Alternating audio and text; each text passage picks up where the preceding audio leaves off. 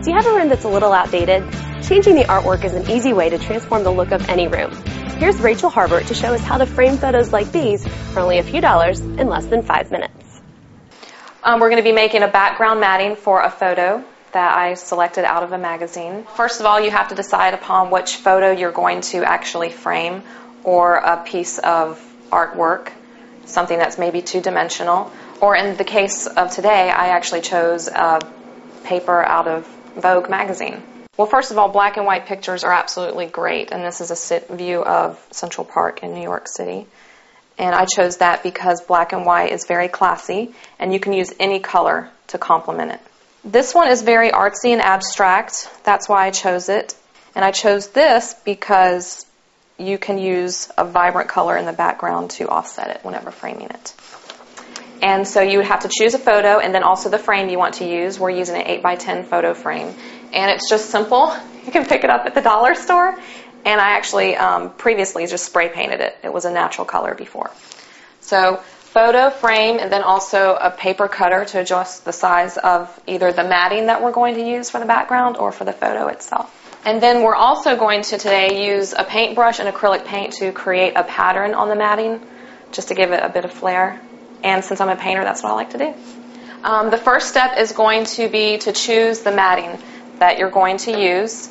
And then actually, because the paint has to dry, that's going to be the very first thing we do. We're going to apply the acrylic paint to the paper that we have chosen to use as our background matting on the photo we're going to frame.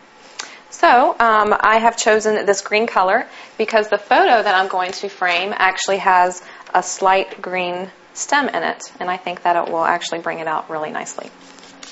I'm using the brush in order to go back and forth with the pattern, and I really like how the green goes along with the yellow in this case. The photo that we are going to frame is going to cover the other part, so there's really no need to actually paint the entire thing.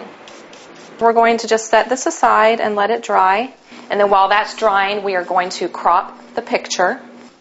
And we don't even need a ruler because there's a ruler on the paper cutter, and we can actually take a look at the photo that we're going to frame.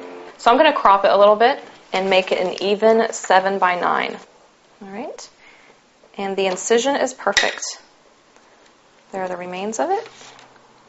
And then after that, we will crop the dried matting, and then we'll assemble it. And I always apply, when assembling it, the glass over it. And then I lift it up gently, placing it inside of the frame, trying to center it as well as you can. And place the background cardboard, cushions it, clamp down the side parts, and they will break your fingernails if you're not careful. And then so now you have a frame that's less than 5 minutes. Yeah, so it's really easy and cheap too. That would cost about $1 for the photo frame.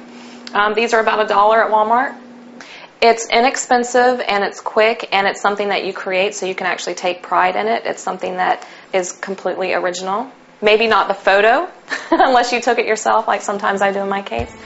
But especially with the way the economy has turned, people need some practical things to use to decorate their home. So in total, I would definitely say that you can do this for less than $5 per frame. And if you get a big pad of construction paper, which costs less than $2, again, you're going to be able to spread that out. It gets really cheap the more you do it. Thanks, Rejcel. For more weekend design, continue to check Jacksonville.com. For Jacksonville.com, I'm Amanda Warford.